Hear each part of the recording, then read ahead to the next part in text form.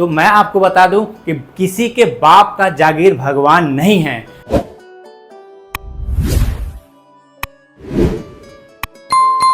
इस कहानी का और इस मूवी का जो मेन पात्र है उनका नाम था थिन्ना। बाद में उन्हें महादेव के द्वारा नाम मिला, जिन्हें कनप्पा के नाम से आज भी सब जानते हैं। A few moments later. जय श्री राम दोस्तों, आप सभी के बीच में आ गया हूँ फिर से एक न्यू वीडियो के साथ। और मैं गया था एक मूवी देखने के लिए। तो सबसे पहले मैं बता दूं कि मैं जिसमें पहले मूवी देखने के लिए जाता था रतन एलिंजमेंट, तो मैं सोचा क्यों ना इस बार चेंज करके जाऊं कानपुर में मूवी देखने के लिए। तो हाँ दोस्तों, इस बार मैं गया हूं दीप पीवीआर में मूवी देखने के लिए। तो मैं आपको बता दूं कि वैसे तो यहाँ पर महंगा रेट रहता है टिकट का, मगर शायद ट्यूसडे को यहाँ पर 99 रुपया ही रहता है। तो मैंने सोचा क्यों ना इसका फायदा उठाया जाए। तो 99 में टिकट कटाया और चला गया एक मूवी देखने के लिए। और जो मैं मूवी देखा वो एक ऐसा भक्त के ऊपर मूवी है जो कि एक नास्तिक रहता है। इस फिल्म में जो दिखाया गया उस हिसाब से बता रहा हूँ। और मैं मूवी देखकर आया और मूवी देखकर आने के बाद मैंने इस कहानी को भी पढ़ा कि क्या सच है नहीं है। और मैं आपको बता दूं कि ये कहानी हम लोग बचपन से ही सुनते आ रहे हैं कि ऐसा ऐसा हुआ था। तो मैं आपको बता दूं और अब तक आप लोग समझ गए होंगे कि मैं किस मूवी की बात कर रहा हूँ। तो हाँ दोस्तों, मैं बात कर रहा हूँ कनप्पा मूवी की। तो मैं आपको बता दूं कि इस मूवी में बहुत ही दिग्गज कलाकार कार्य किए हैं। तो मैं आपको बता दूं कि भोलेनाथ का जो किरदार निभाए हैं वो हमारे अक्षय कुमार जी हैं, जो कि बॉलीवुड में खतरों के खिलाड़ी के नाम से जाने जाते हैं, जिनका कोई परिचय देने की कोई ज़रूरत ही नहीं है। और आपको बता दूं कि उसके बाद साउथ इंडस्ट्री का बाहुबली कहे जाने वाले प्रभास जी, उसके बाद साउथ इंडस्ट्री का ही बहुत दिग्गज कलाकार जिन्हें मोहनलाल के नाम से जाना जाता है, तो जो ब्लॉकबस्टर ही फिल्म देते हैं अक्सर साउथ में। उसके बाद विष्णु जी हैं जो भी बहुत ही अच्छे मूवी दिए हैं। तो उसमें इन्होंने जो कलाकार निभाया है उनका नाम है थिन्ना या फिर कनप्पा। और भी इसमें बहुत बड़े कलाकार हैं जैसे कि ब्रह्मानंद स्वामी, जिन्हें कॉमेडी का बादशाह के नाम से जानते हैं। और भी अन्य बहुत सारे कलाकार हैं जिनका बारे में मैं व्याख्या करूंगा तो बहुत बड़ा वीडियो बन जाएगा। तो दोस्तों, अब मुद्दे की बात आते हैं कि ये मूवी में क्या दिखाया गया है और इस मूवी का कहानी क्या है, वास्तविक क्या है। तो सबसे पहले मैं बता दूं कि ये जो मूवी का कहानी है, शुरुआत में एक बहुत बड़ा जंगल दिखाया जाता है। तो मैं आपको बता दूं कि ये जो जंगल है, जो उस समय जो ये घटित हुआ था उस समय के हिसाब से और अभी जो है उस हिसाब से मैं बता देता हूं कि आंध्र प्रदेश और तमिलनाडु के समीप जो सीमा है वहां पर एक जंगल है, उसी जगह का ये दृश्य है। और वहीं पर ये घटित हुआ था 16वीं शताब्दी में, ऐसे ग्रंथ के हिसाब से बताया गया है जो कि मैं आपको बता रहा हूँ। तो इसमें भी वही चीज दिखाया है। तो हाँ दोस्तों, मैं भी आप सभी को संक्षिप्त में ही जानकारी दूंगा, पूरा जानकारी दूंगा तो आप लोग मूवी देखने नहीं जाएंगे। तो मैं आपको बता दूं कि ये कहानी कुछ इस प्रकार से है। तो सबसे पहले मैं आपको बता दूं कि इस कहानी का और इस मूवी का जो मेन पात्र है उनका नाम था थिन्ना। बाद में उन्हें महादेव के द्वारा नाम मिला, जिन्हें कनप्पा के नाम से आज भी सब जानते हैं। तो दोस्तों, मैं आपको बता दूं कि जो किरदार निभाए है वो विष्णु जी है, जो कि साउथ के सुपरस्टार है। और कनप्पा जी के जो पिता है उनका नाम नाग व्याग है। और साथ ही आपको बता दूं कि ये जिस कबीले में रहते थे उस कबीले के ये प्रधान थे, इनके पिताजी, और एक शिकारी थे। इसी के लिए थिन्ना यानी कनप्पा को शिकार करने का बहुत ही शौक था और इसमें वो माहिर थे। और इस मूवी के हिसाब से जब वो उसके दोस्त को बलि दिया गया तब से वो पूजा पाठ ये सब चीज़ के विरुद्ध हो गया, क्योंकि बल देना आज भी हम बता रहे या फिर जितने भी संत महात्मा हैं वो सब बताते हैं कि बलि देना महापाप है। ऐसा कोई भी देवी देवता या फिर ऐसा कोई ग्रंथ में नहीं लिखा गया है कि बलि देना है। एक जीव को बलि देकर ना इंसान खुश रह सकता है और ना ही कोई भगवान खुश रह सकता है। तो जिनके लिए बलि दिया जा रहा था वो वहां पर जो माता रानी का मूर्ति था उस पर पत्थर मारकर और बहुत कुछ बोलकर वहां से चले गए। वहीं से इनको क्रोध आया और वो एक नास्तिक बन गए। उसे पूजा पाठ में कोई मतलब नहीं था, ना ही शिवलिंग का पूजा करो या फिर ये पूजा, किसी चीज़ का पूजा पाठ वो नहीं करते थे। और जो करते थे उनको अनाप शनाप ये बोलते थे। और इसी प्रकार से कहानी आगे बढ़ता गया। धिन्ना यानी कनप्पा इस मूवी में बड़ा हुआ। फिर एक समय ऐसा आया कि बलि देने का समय आया और उस समय जो बलि दिया जा रहा था वो भी उसका प्रिय मित्र ही था और इसीलिए वो क्रोधित हुआ और उस समय बलि देने नहीं दिया गया, क्योंकि उस समय ये बड़ा हो गया था। और ये बलि इसलिए दिया जा रहा था, जो उस माता रानी का पुजारी थी उसके बेटी से इसका दोस्त प्यार करता था, जिसके कारण वो छल से उसका बलि देने की कोशिश कर रही थी। और तब जाकर ये थिन्ना यानी कनप्पा आकर उस बलि को रोक देता है। है। और इसी प्रकार फिर कहानी आगे बढ़ता गया तो एक समय ऐसा आता है कि जब थिन्ना जंगल में अपना घोड़े के साथ बैठकर कुछ कर रहा था, उसके लिए आपको मूवी देखना था क्या कर रहा था, तो मैं अब आपको बता देता हूं कि उस समय वहां से विलेन का जो किरदार इसमें निभाया वो गुजर रहा था और उन्होंने शिवलिंग का पता पूछा। तो उन्होंने शिवलिंग का पता बताया और पता बताने के बाद वो चले गए। मैं वहां कुछ ऐसा हुआ नहीं, मगर विलेन का तो काम होता है, जानते ही हमेशा नेगेटिव की ओर जाना। तो जो विलेन था वहां से गुजर रहा था तो उसे महिला दिखा, और महिला देखते ही विलेन का जो किरदार रहता है तो जानते हैं कैसा उसका असर होता है। तो वो उससे छेड़छाड़ करने लगा और तभी जाकर वहाँ थिन्ना यानी कनप्पा का एंट्री होता है और बहुत ही मारधार होता है और उसे मार देता है। तब वो विलेन कहता है कि मुझे मारने से क्या हुआ, मेरा जो भाई आएगा वो लाखों का सेना लेके आएगा। तब जब वो मरता है तो उसके बाद सच में लाखों का सेना लेके उसका भाई आता है। तब जाके उनके जो पिता होते हैं नागव्याग, वो वहाँ के जो 5 कबीला होते हैं सभी के मेन को बुलाकर और एकजुट होकर उससे युद्ध करने के लिए सभी को मनाते हैं। क्योंकि जो थिन्ना यानी कनप्पा जो थे वो जिस लड़की से प्रेम करते थे उससे ही उस कबीला के जो मेन मुखिया था उनका पुत्र भी प्रेम करता था। तो यहाँ मामला फंस गया और फंसने का परिणाम यहाँ क्या, कबीला का एक नियम था कि अगर एक स्त्री को अगर 2 पुरुष अगर पसंद करता है तो उस दोनों पुरुष को एक दूसरे से युद्ध करना पड़ता है। हमेशा जानते हैं कि मर्द ही बलि का बकरा बनता है, स्त्री को कभी कोई दिक्कत नहीं होता है। तो इसीलिए उस समय भी यही हाल हुआ, बकरा बना वही दोनों मर्द।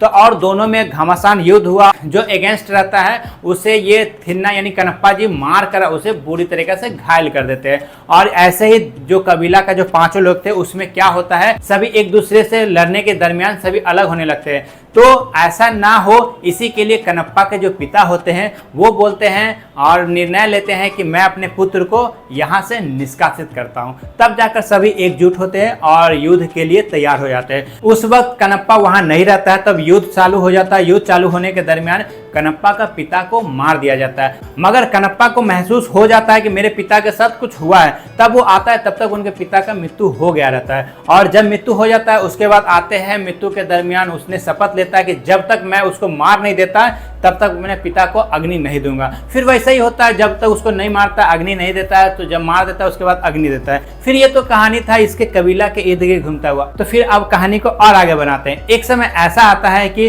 वो महाशिवरात्रि का समय होता है और बाबा भोलेनाथ का इच्छा के अनुसार रुद्रा यानी जो प्रभास जी जो रोल निभाए हैं रुद्रा का, वो वहां पे आते हैं और वो 3 रूप लेकर आते हैं। एक शिव पुजारी के पास जाते हैं, एक उनके पत्नी के पास जाते हैं कनप्पा के, और दूसरा कनप्पा के पास आते हैं। और तीनों को क्या समझाते हैं क्या नहीं समझाते इसके लिए आपको मूवी देखना होगा। तो हाँ दोस्तों, फिर मैं आगे की बात बताता हूँ कि इसी प्रकार से जो रुद्रा आते हैं कनप्पा को किसी प्रकार से उनको पूजा पूरा नियमित रूप से करवा देते हैं। और एक समय ऐसा आता है कि वो शिव भगवान का भक्त बन जाते हैं, उन्हें शिव के अलावा कुछ नहीं दिखता है। तो यही वो कहानी है दोस्तों। और मैं आपको बता दूं कि वो जो पुजारी यानी इसमें कह सकते हैं कि कुछ लोगों को ये होता है कि भगवान सिर्फ मेरा है, मैं इसमें किसी वर्ण का नाम नहीं लूँगा, मैं ही पूजा कर सकता हूँ, मेरे जैसा कोई ज्ञान ही नहीं है। तो दोस्तों इस कहानी के माध्यम से मैं थोड़ा सा लाइन इस मूवी से हटाकर एक सच्ची घटना आपको बता देता हूँ जो कि इटावा में हुआ है। मैं किसी वर्ण यानी किसी भी जाति का नाम नहीं लूंगा। एक अन्य जाति वहां जाता है पूजा करने के लिए, वो अन्य जाति होता है, वो दूसरा जो अन्य जाति होता है उसका विरोध करके उसके साथ बहुत बुरा बर्ताव करता है, जिसको मैं व्याख्या नहीं कर सकता हूँ क्योंकि दिक्कत हो सकता है। मगर मैं आपको बता दूं कि ऐसा चलता आ रहा है कि भगवान मेरा है। तो मैं आपको बता दूं कि किसी के बाप का जागीर भगवान नहीं है।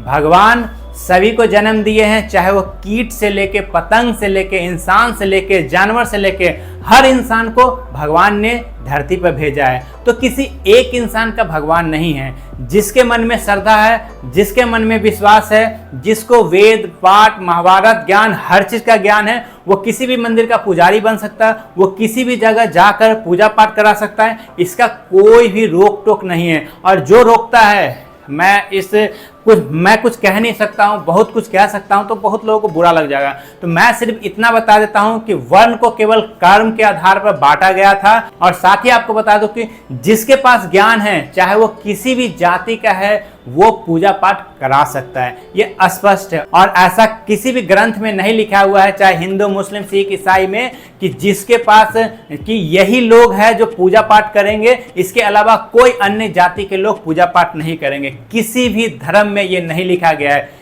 ऐसा ये है कि 4 भागों में वर्ण बांटा गया था। जिसके पास ज्ञान है वो पूजा भी करा सकता है, वो पाठ भी करा सकता है, वो हर चीज करा सकता है, इसमें कोई रोक टोक नहीं है।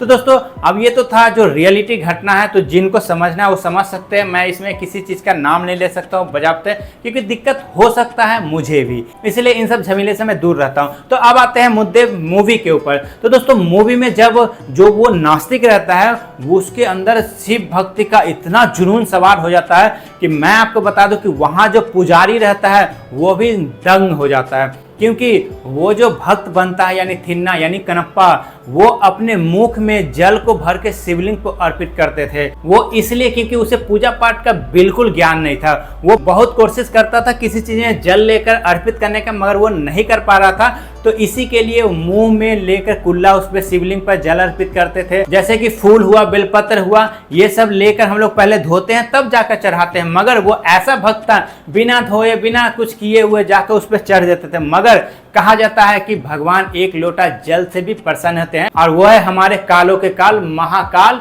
महादेव। तो दोस्तों अब मैं आपको बता दूं कि ये भक्त ऐसा बना कि जिसके पास कोई ज्ञान नहीं था पूजा पाठ का, जिसके कारण वहां जो पुजारी थे वो शिवलिंग के वो दंग रहते थे। जो पूजा कौन करके चला जाता है इतने बुरी तरीका से, तो वो रोने लगे शिव जी के पास, यानी वो शिवलिंग के पास, जो क्या हुआ प्रभु मेरे से गलती तो नहीं हुई, ये वो। जब आप पूरे संसार की रक्षा करते हैं तो आप अपने आप को क्यों नहीं रक्षा कर रहे? तो उसके स्वप्न में आए और इस प्रकार से कहे मेरा एक ऐसा भक्त है। ये मैंने जो पढ़ा है वो बता रहा हूँ, ये मूवी में नहीं बताया गया है। तो मैं जो पढ़ा हूँ वो आपको बता रहा हूँ कि मेरा एक ऐसा भक्त है जिसको पूजा पाठ का कोई नॉलेज नहीं है, मगर मैं उससे प्रसन्न रहता हूँ। तुम एक बार छुप कर उसका पूजा पाठ देखना, तब कहना। छुप कर ही उनका पूजा पाठ देखा और वो भी दंग रह गया। तो उसने ये सब देखा कि उसने मांस तक चढ़ा दिया। मतलब जो शिकारी था तो शिकार करता था, उसके बाद जो भी शिकार करते थे उसके बाद उसको काट भून कर बाबा भोलेनाथ को अर्पित कर देते थे। इस प्रकार से थे, यानी इससे आप समझ सकते हैं कि उसके पास कितना ज्ञान रहा होगा इस पूजा पाठ का। उसके बाद जितने भी फूल पत्र होते हैं हम लोग तोड़ कर धोते हैं, उसके बाद किसी भी भगवान पर चढ़ाते हैं, मगर वो ऐसा नहीं करता था। वो जाता था, तोड़ता था, जैसे तैसे उस पर जाके अर्पित कर देता था, यानी हमारे भोलेनाथ के शिवलिंग पर अर्पित कर देता था। तो ये सब चीज से दंग रहते हुए एक समय ऐसा आया कि बहुत कठिन भरा उनको परीक्षा लिए बाबा भोलेनाथ। उस समय ऐसा हुआ कि शिवलिंग का जो आंख खुला, आंख खुलने के बाद भगवान रोने लगे। मगर इस मूवी में दिखाया गया है कि कनप्पा को मारने लगता है, मारने के दरमियान वो उसको इतना घायल होता है, मगर वो जो दर्द होता है वो हमारे बाबा भोलेनाथ को पड़ता है। और उसके बाद बाबा भोलेनाथ के शिवलिंग से आंख खुल जाता है। आंख खुलने के बाद वो रोने लगते हैं। पहले रोने लगते हैं तो कनप्पा को नजर पड़ता है, तो वो जो उसको पकड़े हुए रहते हैं सबको छोड़ छाड़ कर शिवलिंग का आंसू पोंछने लगते हैं। आंसू पोंछने के दरमियान होता है कि उनके एक आंख से आंसू बहने लगता है, वो भी खून का। तो ऐसा होता है, उनके पास तो इस सब चीज़ का ज्ञान नहीं रहता है कनप्पा जी के पास। तो कनप्पा क्या करते हैं कि अपना एक आंख तीर से निकाल के उसमें शिवलिंग को चढ़ा देते हैं। तो आप इससे अंदाजा लगा सकते हो वो कैसा भक्त रहा होगा उस समय। जब वो अपना पहला आंख निकाल के शिवलिंग में चढ़ाए तो वो आंख से ब्लड आना बंद हो गया। उसके बाद जो दूसरा आंख था उसमें से ब्लड आना शुरू हो गया। फिर कनप्पा को कुछ समझ में नहीं आया, तो कनप्पा की जो वाइफ थी, जो मूवी में दिखाया है वो मैं कह रहा हूँ, जो मूवी में दिखाया गया है कि कनप्पा की जो वाइफ होती है वो बेहोश हो जाती है। वहाँ जितने भी लोग रहते हैं, जो शिव पुजारी रहते हैं, सब दंग रह जाते हैं। फिर उसमें क्या करते हैं कि उन्हें जब दूसरी आंख से खून आने लगता है तो वो क्या करते हैं कि अपना दूसरा आंख निकाल के शिवलिंग को चढ़ा देते हैं। इसमें चढ़ाने के बाद दोनों आंख से ब्लड आना बंद हो जाता है और सभी के सभी वहां पर दंग हो जाते हैं। मगर मैंने जो पढ़ा है उसको मैं बता रहा हूँ। जब उन्होंने एक आंख को अर्पित किया बाबा भोलेनाथ के शिवलिंग को, जैसे दूसरा आंख निकालने की कोशिश की तो उसी वक्त बाबा भोलेनाथ प्रकट हो गए। प्रकट होने के बाद उनको ये करने से रोक दिए और जो आंख अर्पित किए थे उसे भी लौटाकर इन्हें स्वस्थ कर देते हैं। और फिर मूवी में जो दिखाया गया है कि दोनों आंख को चढ़ा दिया जाता है और फिर जाकर बाबा भोलेनाथ फिर आते हैं, दोनों आंख उन्हें लौटाकर फिर उन्हें अच्छा करके, और आपको अब मैं मोड़ता हूँ द्वापर युग के समय। ये जो कहानी में बताया गया है, द्वापर युग में जो अर्जुन थे, जब संन्यास धारण किए थे और वो चले गए थे संन्यास बनकर, जब पशुपता अस्त्र बाबा भोलेनाथ से लेने के लिए गए थे, घोर तपस्या किए थे, जब वो तप में लीन थे, तब एक सुअर आया था, उस पर जब बाण चलाए थे, तब उधर से उनका आखेट करते हुए आए थे। वो इसमें जो रोल निभाया है वो मोहनलाल जी है। तब जाकर उनसे युद्ध होता है, तब वो समझ जाते हैं कि ये कोई साधारण मनुष्य नहीं है, क्योंकि द्वापर युग में अगर धनुर्विद्या का सर्वश्रेष्ठ अगर ज्ञानी था वो अर्जुन थे, कर्ण थे और हमारे आराध्य श्री कृष्ण भगवान थे। तब ये उनसे युद्ध किए, मगर समझ गए कि ये कोई साधारण इंसान नहीं है। फिर वो साष्टांग प्रणाम किए, आप अपना परिचय दीजिए, कौन है आप, साधारण नहीं हो सकते। तब भोलेनाथ प्रकट हुए, फिर उनको कहे, तब जाकर वो पशुपता अस्त्र उनको मिला। उसी को फिर से दोहराकर उसी वक्त जब वो मांगे थे, प्रभु अपने चरणों में मुझे जगह दे दीजिए। तो अब मैं आता हूँ इस मूवी में, तो इस मूवी में भी यही दिखाया गया है। जब वो दोनों आंख ठीक कर दिए, तब भगवान से प्रार्थना किए, प्रभु मुझे अपने चरणों में जगह दीजिए। तब जाकर भोलेनाथ ने उस वक्त भी यही बात कहे कि तुमने ये बात भी उस वक्त कहा था द्वापर युग में, आज भी कह रहे हो, इसलिए मैं तुम्हें मुक्ति प्रदान करता हूँ और अपने हृदय में जगह देता हूँ। तो इस मूवी में उसी वक्त वो अग्नि का यानी जो होता है आत्मा बन के बाबा भोलेनाथ यानी हमारे अक्षय कुमार के सीने में समा जाते हैं और मूवी यहीं समाप्त हो जाता है। तो दोस्तों मैं आपको बता देता हूँ कि अगर सही में अगर आप सच्चे मन से, सच्चे हृदय से अगर कहीं भी पूजा पाठ करते हैं, ना आपके मन में घृणा है, ना आपके मन में ईर्ष्या है, ना किसी के प्रति आपका द्वेष है, तो आप सच में इस कलयुग में भी भगवान को प्राप्त कर सकते हैं। तो दोस्तों इस वीडियो के माध्यम से अगर किसी भी इंसान को अगर दिक्कत हुआ हो या फिर कष्ट पहुंचा हो तो मैं माफ़ी चाहता हूं। और इसी के साथ यह वीडियो यहीं समाप्त होता है। फिर आप सभी से मिलते हैं किसी नेक्स्ट वीडियो में। तब तक के लिए बाय, जय हिंद, जय श्री राम, राधे राधे।